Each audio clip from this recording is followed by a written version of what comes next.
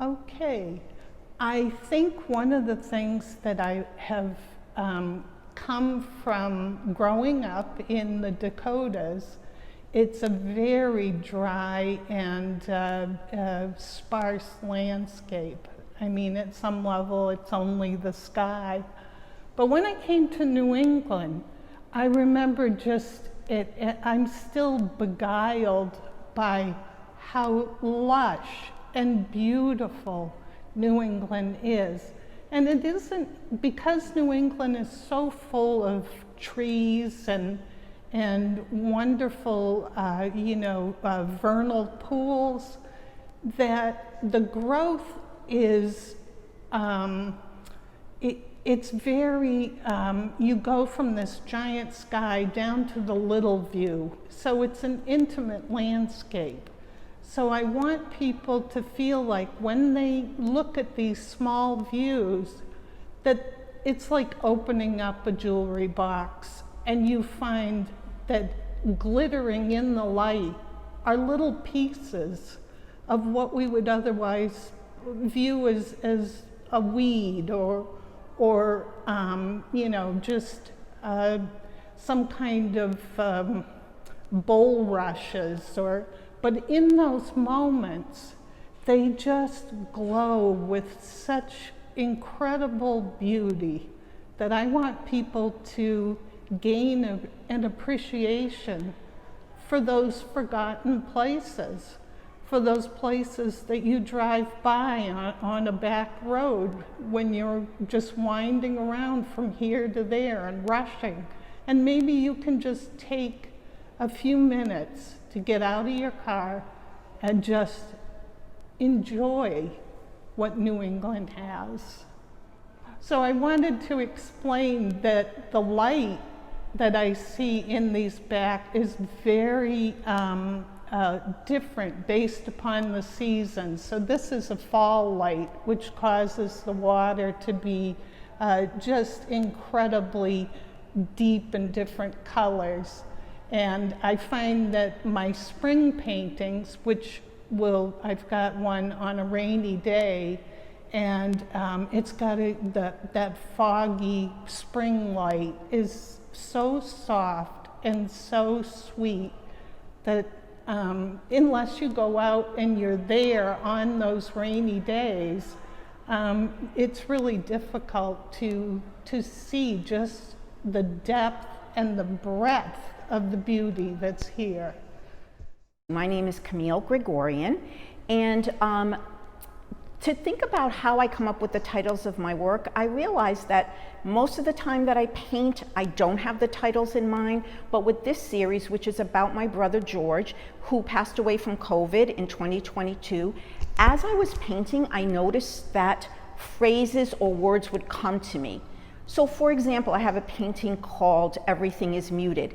And while I was painting that, I just was thinking about my brother and thinking about how the world just seems so blunted without his very large presence. He was large both in physical sense, but also in his personality. And that title, Everything is Muted, just came to me. I also have a painting called Vax, which is maybe a little bit more self-explanatory. I painted that while George had first gone into the hospital. He was very, very sick. I was very scared, very worried, but also pretty angry that something like a vaccination, which had been fairly innocuous, had really sort of split our country apart, and I think unfortunately contributed to the deaths of many people. And then I have a painting called Special Order. That has a special place in my heart because essentially I was about 11, I had a younger sister, and I clearly remember saying to my mom, I'm sick of my sister, could you please have another baby? And lo and behold, here came Georgie. And we just always had a very close, connected relationship. We could be silly together, and I feel like, again, I special ordered him. So that's why I had to paint that painting. And finally, the painting behind me is called Yellow Gold, and that refers to the legacy of our family business, which was called Frenchie's Popcorn. That was started back in '57 by my father, who emigrated from Armenia and then from France. He worked with an uncle out in Michigan, where lots of the Armenians did have a popcorn business. And the uncle used to scoop up the popcorn and say, do you see this? Do you see this? It's yellow gold. So this painting represents that popcorn business and the other loss. It's a loss of a legacy. It's a loss of a mom and pop business that my brother had then grown into a pretty well-known entity in Rhode Island, and now that's gone too. And that's another thing that makes me sad and another loss, and that's why I included it in this exhibit. Thank you so much. Hi, my name is Gwendolyn Lanier. I'm a ceramic artist from Lowell, Massachusetts. This is my piece, The Juggler. This was made with both wheel-thrown and hand-built pieces. Yeah, my practice is I like to talk about situations in my life, but tell them through my artwork. Art has become my sense of therapy for me, and it's the way I communicate. So being a mom and having to juggle multiple jobs and taking care of the children, this is what I'm going through a lot right now. So my art is imitating my life. So the juggler, she's holding balls in her hand, and then there are going to be balls suspended, and it imitates my life and how I juggle everyday things. A lot of my pieces are utilizing circus themes to talk about how, as humans, we have a lot of strength and endurance, and how there's a lot of practice that goes on in order to make things look effortless, but there's a lot of practice behind it. That's why I wanted to use the circus themes throughout my body of work. Hi, my name is Paul Lizotte. I get asked the question, what excites me about pottery quite often, and I think the thing that excites me the most about pottery is the overall process. It's very dynamic, it's very fluid, you're never in full control of what's going on, and the results are always a surprise because of that. It's just a wonderful medium, and it's very flexible and like I said, kind of unpredictable. My overall approach to my work is to kind of start with a wheel-thrown form and then alter it, by using different techniques, whether it be just, deforming it or scratching it or cutting it or adding other elements, decorations, those kinds of things, to kind of create a kind of a standalone object of art, something that's less functional and more kind of sculptural and more kind of artistic. For this show or exhibit, I should say, I also instituted the idea of using a kind of a theme or a concept to kind of group my pieces together. So I created like 8 pieces, all with the same theme. The theme is kind of marine life. And what that means is basically when I'm altering the pots, I'm using kind of visual themes or triggers from underwater scenes, sea life and those kinds of things as visual triggers to the alterations that I'm doing to the pots. The other thing that's really great about doing the theme is it basically allows you to kind of see your work over time. You're doing like 8 to 10 to 12 to 14 pieces, and it's really wild to watch your ideas evolve with the pieces, so that by the time you get to piece 8 and you're working, you take a moment and you go back to piece 1 and you kind of see it in kind of completely different perspective because your ideas have evolved so much. So it's almost like every time you get a piece completed, you are making amendments to all the pieces in the theme. So I think that's a very kind of wild idea. To talk a little bit about the pieces that you're going to see in the show, once again, we're going to be looking at the marine theme throughout. There's 8 pieces in the show that all are related to that theme. I'm kind of presenting quite a spectrum of pieces. Some are more subtle than others, more refined. I would say that the theme has been applied very lightly, so it's almost like just a hint of the theme is there, and you can still see the functionality of the piece and the wheel-thrown piece that I did. On the other side of the spectrum, and kind of what's sitting next to me here, is more of an ornate kind of expression of that, where I'm leaning on the theme heavily, and I'm bringing in visual cues that we're familiar with and we identify with. And those pieces get really kind of ornate and really kind of big really fast. And one of the great things that kind of comes from all that is stories start to get developed with those pieces because of that. They start to kind of have their own life, and I think some of these pieces that I have kind of capture a moment in time, or it's all imaginary. It's not like literal to the ocean, but it's very interesting to me how pieces kind of create environments on their own. I didn't kind of intend to do it. It just kind of happened, and once I saw it happen, and I kind of leaned into it and helped kind of make it happen better in better ways. So with that spectrum, you'll be able to view my work and kind of see which ones you like best. And do you like the kind of the subtle pieces? Do you like something in the middle? Do you like kind of some of the more wackadoodle pieces like this guy right here? I hope you really enjoy the show. Thank you. Once again, my name is Paul Lizotte, and I look forward to potentially seeing you at the opening. Thank you. Hello, my name is Tracey J. Maroni, and I'm a visual artist from Massachusetts. I'm honored to be exhibiting my mixed media paintings in the 2023 Attleboro Arts Museum 8 Visions exhibition. I want to thank the jurors who were part of the selection team, along with Mim Fawcett and the staff of the Attleboro Arts Museum for this opportunity. As a visual artist, my work is a culmination of what I see and think, and at the same time, feel and sense. As I start a work on a new painting, I construct, destroy, rebuild, as I explore how to best configure my mark making with all the intuitive decisions that happen in my mind. My inspiration is drawn from nature, and my artwork is an investigation and exploration of the natural world and the environment of the planet as a living, giving entity. My work has been described as subtle, layered, and complex. I'm a painter, and I work with acrylics, mixed media, such as pencil, fabric, and paper, on canvas and wood panel. In the words of artist and writer Deborah Barlow, Tracey's approach brings to mind the words of poet Seamus Heaney. What matters is the shape-making impulse, the emergence and convergence of excitement into a wholeness. Thank you.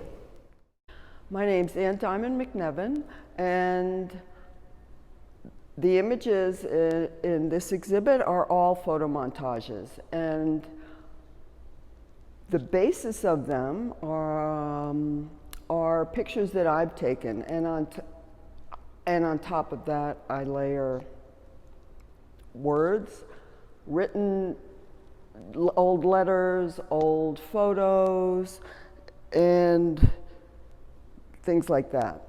So specifically, what I've done for this is I took a picture of a staircase in Crete that I took on vacation, and it's one of my favorite pictures. And on top of that, I layered an image that I took in Costa Rica when I was on vacation with my family of a beach, and wild horses were running on it.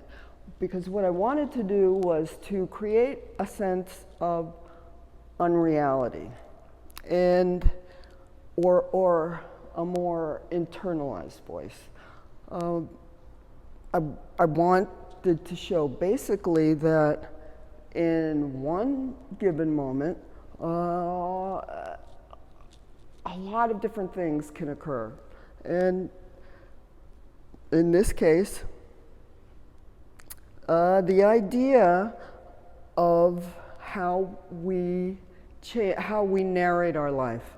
So to do that, after I layered these in Photoshop, and I decided to add a picture of a book with photos coming out. And what I had wanted to do with that was to have the image kind of sliding into that of the man and the woman talking. And that had been a picture of a painting that I took in a bar. And it was a really fun painting, and I really like this image of these two. I took that maybe 7 or 8 years ago, but I always remembered these two. And so the idea is this information is flowing through this man, and as he's relating a story to the woman, it's changing as it comes out and down and into the image of the horses. And that's basically my idea. To do that, I use Photoshop, and that can be complicated, but it's really fun to do. And thank you.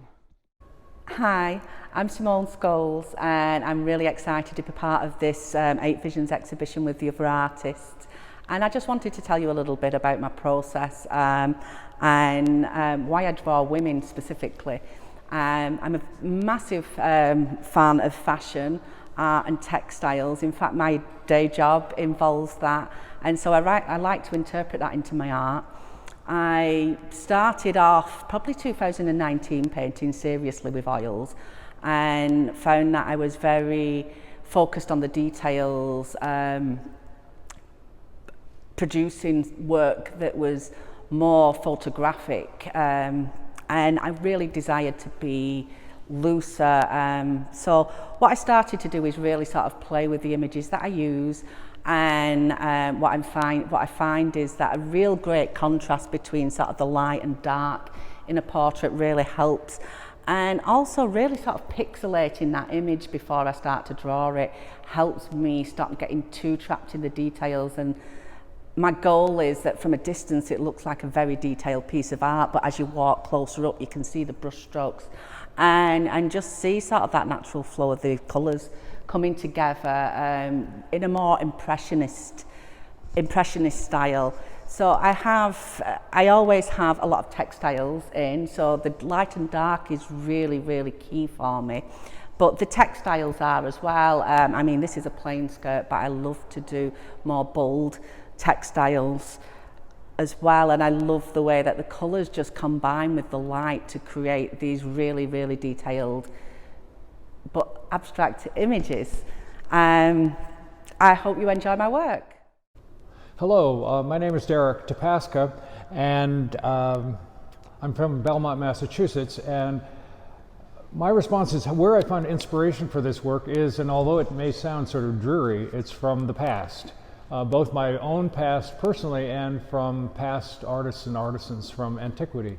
The first part is that I grew up as a boy in rural Iowa where all kids made things with their hands back in those days.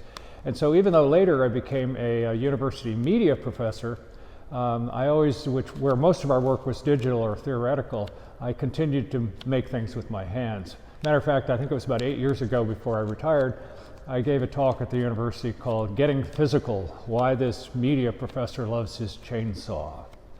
In fact, I don't particularly love my chainsaw, but I have a lot of respect for it, and that's how I turn, we basically find logs and turn them into sculpture.